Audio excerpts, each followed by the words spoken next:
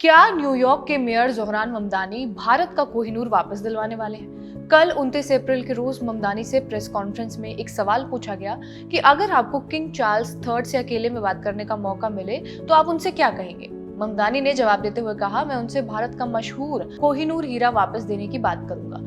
करोड़ों भारतीय बरसों से जिस हीरे को वापस भारत लाने की डिमांड कर रहे हैं, वो डिमांड ममदानी भी खुद किंग चार्ल्स के सामने रख सकते हैं। ममदानी ने ये बात एक प्रेस कॉन्फ्रेंस में कही। हालांकि ममदानी ने ये भी कहा है कि कोहिनूर वाला मुद्दा उनके ऑफिशियल प्रोग्राम का हिस्सा नहीं है, लेकिन अगर पर्सनली उन्हें किंग चार्ल्स से मिलने का मौका मिला तो वो ये मुद्दा जरूर उठाएंगे। कोहिनूर की बात की जाए तो ये कोई आम हीरा नहीं है, बल्कि करीब 105.6 कैरेट का बेहद कीमती और ऐतिहासिक रत्न है। ये हीरा भारत के अलग अलग राजाओं के पास रहा। आखिर में 1849 में अंग्रेजों ने इसे महाराजा दुलीप सिंह से ले लिया। उसकी भी कहानी शॉर्ट में सुनिए।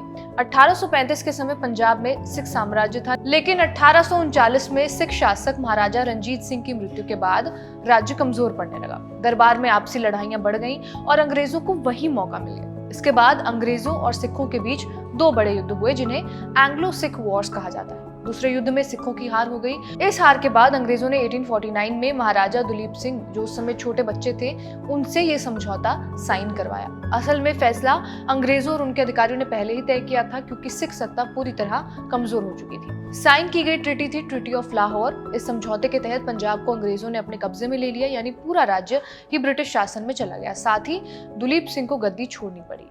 इसी ट्रीटी की एक खास शर्त यह भी थी कि कोहिनूर हीरा भी अंग्रेजों को दे दिया जाए। ये हीरा उस समय सिख शाही खजाने का हिस्सा था। माने हार के बाद अंग्रेजों ने न सिर्फ जमीन ली, बल्कि ये कीमती हीरा भी अपने साथ ले गए। बाद में इसे ब्रिटेन भेजा गया और ब्रिटिश शाही परिवार के पास रखा गया।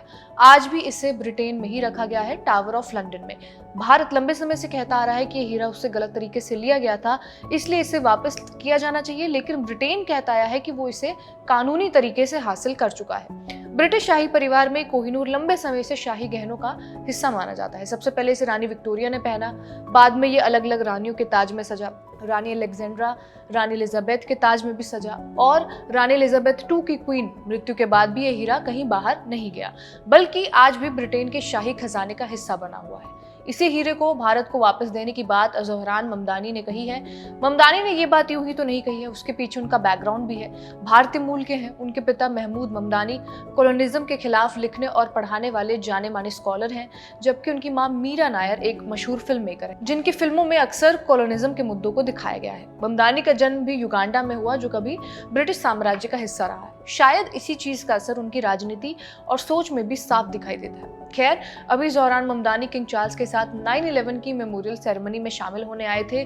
उनकी किंग चार्ल्स के साथ होने वाली किसी खास मीटिंग का प्लान नहीं था।